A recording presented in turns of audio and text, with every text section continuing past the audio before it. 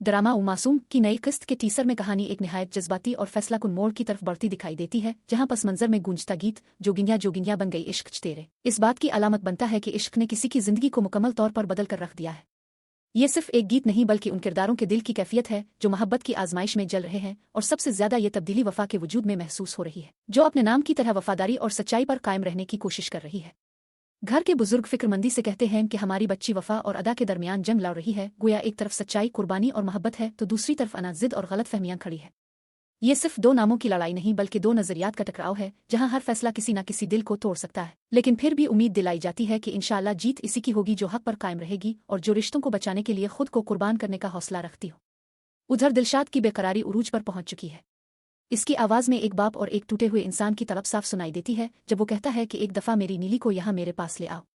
इस जुमले से अंदाजा होता है कि नीली इस सारे तनाज़ों का सबसे हसास और कीमती रिश्ता है, और दिलशाद अपने बिखरते घर को संभालने के लिए शायद आखिरी कोशिश करना चाहता है। इसकी ख्वाहिश सिर्फ मुलाकात नहीं बल्कि अपने खोए हुए सुकून को वापस पाने की एक उम्मीद है।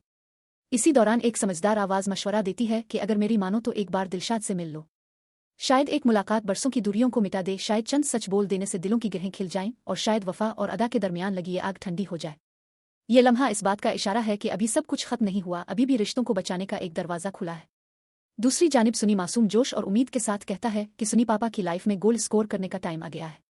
इस जुमले में एक बच्चे की सादगी और यकीन झलकता है जो समझता है कि जिंदगी भी एक खेल की तरह है जहां हिम्मत और कोशिश से जीत हासिल की जा सकती है। सुनी की ये बात माहौल की संजीदगी में एक उम्मीद की किरण बनकर उभरती है, जैसे वो अपने पापा की जिंदगी में खुशियों की वापसी का ख्वाब देख रहा हो।